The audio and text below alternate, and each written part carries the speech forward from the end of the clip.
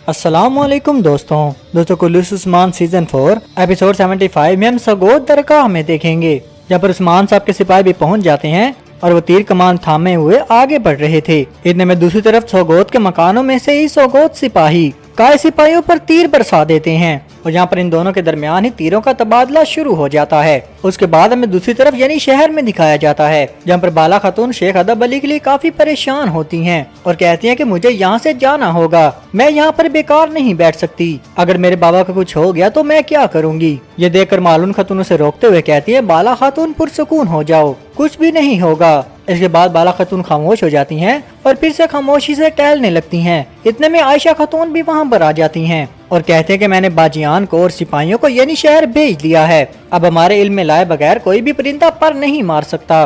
इस पर मालून खातून कहती है, आयशा खातून उन पर नजर रखो। इस पर आयशा खातून कहती है, जो हुकुम। इस दौरान अस्मा उन तीनों खवातीन के लिए शरबत लेकर वहाँ आ जाती है और फिर उन्होंने बताती है कि ये शरबत अलगन खातून ने भेजे हैं, जिस पर मालन खातून और आयशा खातून वो शरबत ले लेती हैं और अस्मा बाला खातून को कहती है कि मुझे आपके साथ एक जरूरी काम है। इसके बाद बाला खातून से कहती है, तुम चलो मैं आ रही हूँ। और उसके बाद ही वो मालून खातून को भी कहती है कि मैं यहाँ से जा रही हूँ, जाकर अपनी बेटी हलीमा को देखूंगी। इस पर मालून खातून उसे रोकते हुए कहती है, बाला खातून नहीं, तुम यहीं पर रुको। लेकिन बाला खातून कहती है, आप लोग मेरी फिक्र मत करो, मैं अभी वापिस आ रही हूँ। उसके बाद हम सगोद में देखेंगे, जहाँ पर सल्जूक सिपाही एक एक करके काय सिपाहियों को शहीद कर रहे होते हैं। उनमें से कई काय सिपाही तो शदीद जख्मी भी हो गए थे। उस वक्त बुरहान अपने सिपाहियों से कहता है, भाइयों ढाल बना लो, हम इसी तरह से आगे बढ़ेंगे। यूं वो ढाल बनाकर आगे बढ़ते रहते हैं और सल्जूक सिपाहियों पर हमलावर होते रहते हैं। जहाँ पर हम देखते हैं कि दूसरी तरफ से कुछ सल्जूक सिपाही आ जाते हैं और उनके दरमियान एक जबरदस्त लड़ाई शुरू होती है। दूसरी तरफ हम उस्मान साहब को देखेंगे,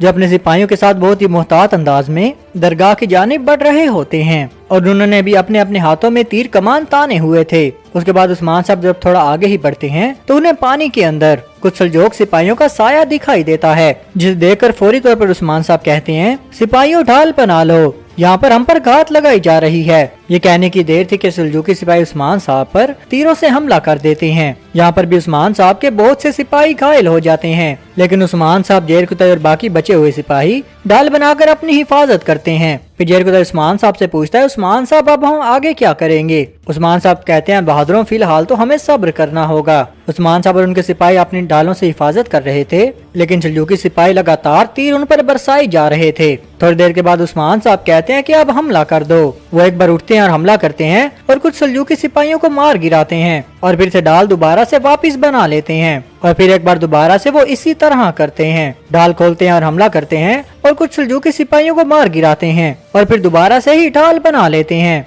और ये सिलसिला इसी तरह जारी रहता है। और थोड़ी देर के बाद सल्जूकी सिपाहियों का हमला होना बंद हो जाता है। फिर उस्मान साहब अपने सिपाहियों को कहते हैं, सिपाहियों होशियार रहना, अब हम आहिस्ता आहिस्ता आगे की तरफ बढ़ेंगे। उसके बाद हम बाला खातून को देखेंगे, जो अस्मा के साथ एक अलग कमरे के अंदर चली जाती है और कहती है, बोलो अस्मा, तुम क्या कहना चाहती हो। उसके बाद अस्मा बाला खातून को एक खत पकड़ा देती है और कहती है, बाला खातून, ये खत मुझे आप तक पहुंचाने का हुक्म दिया गया है और ये खत सिर्फ आप ही पढ़ सकती हो बाला खातून। बाला खातून उससे पूछती है कि अस्मा, ये खत तुम्हें किसने दिया है। अस्मा इस पर कहती है कि बाला खातून, मैं नहीं जानती, लेकिन मैं ये जानती हूँ कि ये वालदा सुल्ताना की तरफ से आया है और ये खत सिर्फ आपके लिए ही है। बाला खातून वो खत खोलती है और उसे पढ़ने लग जाती है। उस खत में ये लिखा हुआ था कि शेख अदब अली मरमरजा किले के अंदर हैं। बाला खातून, तुम जोर के बाद अकेली ही वहाँ पर आ जाना। अगर बाला खातून तुमने कोई चाल चलने की कोशिश की या फिर तुम वहाँ पर ना आई तो तुम्हारा बाप शेख अदब अली मारा जाएगा।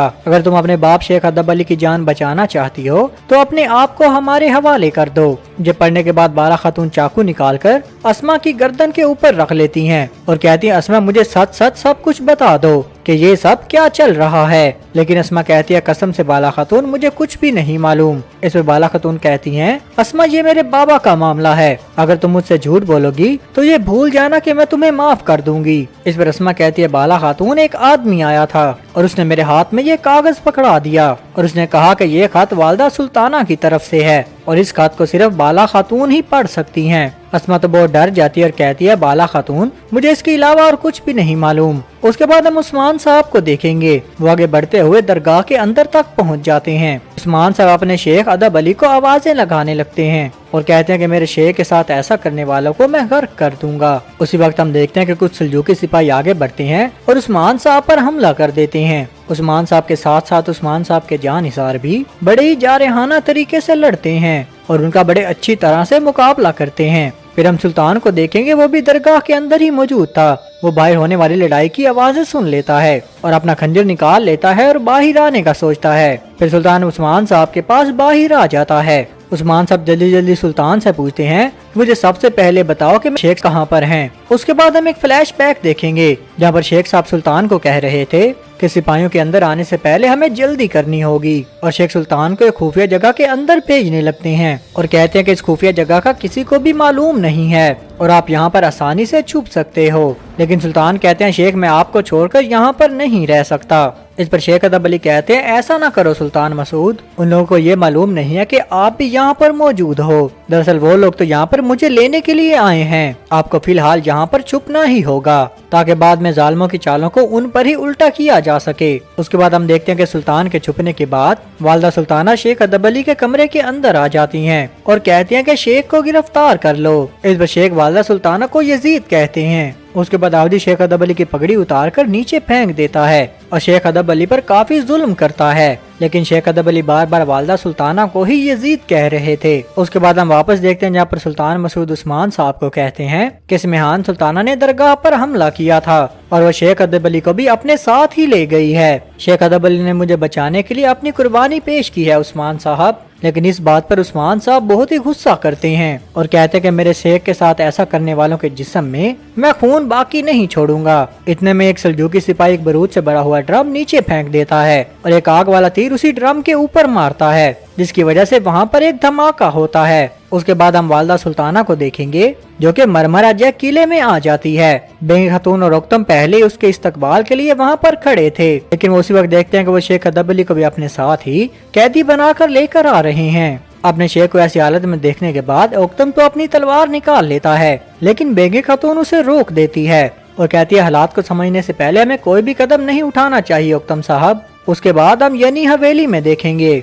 आयशा खातून मलहून खातून से पूछती हैं कि बाला कहाँ रह गई। बाला तो अभी तक वापस ही नहीं आई। वो तो अपनी बेटी हलीमा को देखने गई थी, लेकिन अभी तक तो उसे वापस आ जाना चाहिए था। इस पर मलहून खातून हैरान होकर कहते हैं कि कहीं वो सोगोत तो नहीं चली गई। इतने में ही अस्मा वहाँ पर आ जाती है और कहती है मलहून खातून मैं आपको एक बात बताना चाहती हूँ। लेकिन मलहून खातून उससे पूछती है कि पहले मुझे ये बताओ कि अस्मा बाला खातून कहाँ पर हैं। इस पर अस्मा कहती है कि बाला खातून ने आपकी तरफ एक पैगाम भेजा है। मलहून खातून इस बात पर हैरान हो जाती है और पूछती है कि कैसा पैगाम। अस्मा कहती है कि ये कि आपको जल्द से जल्द उस्मान साहब के पास जाना होगा क्योंकि उस्मान साहब पर घात लगाई जाने वाली है। इसके बाद अस्मा मलहून खातून को भी एक खत दे देती है जो वही खत था जो इससे पहले अस्मा ने बाला खातून को दिया था। फिर अस्मा उन्हें बताती है कि बाला खातून अपने आप को हवाले करने के लिए वालदा सुल्ताना के पास चली गई है। तो मलहून खातून सोगोत उस्मान साहब के पास जाने के लिए वहाँ से रवाना हो जाती है। तो दोस्तों यहीं पर इस एपिसोड का इख्तिताम होता है। अगर आपको हमारी वीडियो अच्छी लगी है तो लाइक शेयर और सब्सक्राइब जरूर करिएगा। आपको मिलते हैं नेक्स्ट एपिसोड के साथ, तब तक के लिए अल्लाह हाफिज।